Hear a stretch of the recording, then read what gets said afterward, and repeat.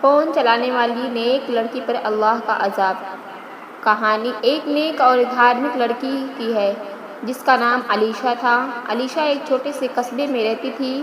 وہ اللہ کے راستے پر چلنے والی لڑکی تھی جو پانچوں وقت کی نماز ادا کرتی تھی، قرآن پڑھتی تھی اور اپنے گھر والوں کی خوب سیوا کرتی تھی۔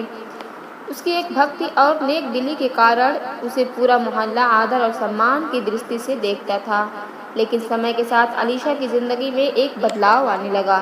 ایک دن اسے اپنے پتا نے ایک اسمارٹ فون لا کر دیا تاکہ وہ اپنی پڑھائی میں مدد لے سکے اور آدھنک زمانے کے ساتھ چل سکے۔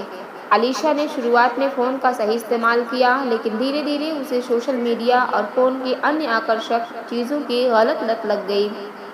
وہ اب زیادہ سمے فون پر بتانے لگی، دیر رات تک سوشل میڈیا پر لگی رہتی ہے اور طرح طرح کے ویڈیو دیکھتی۔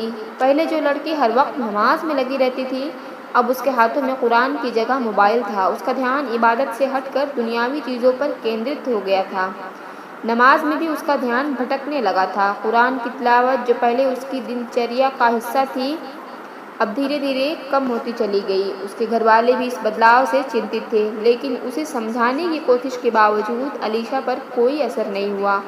وہ ہر وقت یہ سوچتی کہ سب صرف ٹائم پاس کے لیے ہے، اس میں کوئی برائی نہیں ہے۔ لیکن ایک رات علیشہ کو ایک سپنا آیا۔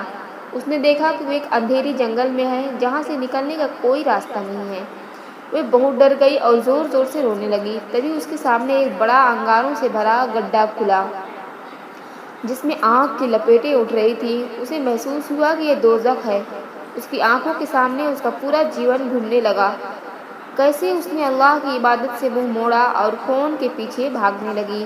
وہ سپنا اتنا بھیانک تھا کہ علیشہ کا دل دہل گیا۔ وہ جب جاگی تو اسے احساس ہوا کہ اللہ کی طرف سے ایک چیتونی تھی۔ اس نے محسوس کیا کہ وہ غلط راہ پر چل پڑی تھی اور اس کی یہ عادت اسے اللہ کے راستے سے دور لے جا رہی تھی۔ علیشہ نے ترنت توبہ کی اور اللہ سے معافی مانگی۔ اس نے فیصلہ کیا کہ اب وہ اپنا سمے فون پر برباد نہیں کرے گی۔ اس نے اپنے فون کو سیمت اپیوگ میں لانے کا سنکلپ لیا اور ایک بار پھر سے اللہ کے راستے پر لوٹ آئی۔ اب علیشہ پھر سے وہی پرانی نیک اور دھارمک لڑکی بن گئی جو 5 وقت کی نماز پڑھتی تھی اور قرآن کی تلاوت کرتی تھی۔ اس نے اپنے دوستوں اور رشتہ داروں کو بھی اس بات کی نصیحت دی کہ موبائل فون اور انٹرنیٹ کا صحیح استعمال کرنا چاہیے اور اسے اپنے جیون پر حاوی نہیں ہونے دینا چاہیے۔ اسی طرح علیشہ نے نہ کیول اپنے جیون کو سدھارا بلکہ دوسروں کے لیے بھی ایک مثال بن گئی۔ اللہ نے اسے چیتونی دی تھی اور اس نے وقت رہتے اسے سمجھ لیا، ورنہ شاید اس کی دنیا اور آخرت دونوں ہی برباد ہو جاتی۔ یہ کہانی ہمیں سکھاتی ہے کہ اللہ کا عذاب کسی بھی روپ میں آ سکتا ہے۔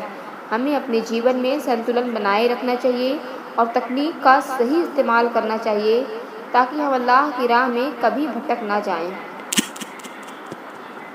ہمارے چینل کو سبسکرائب کریں، لائک اور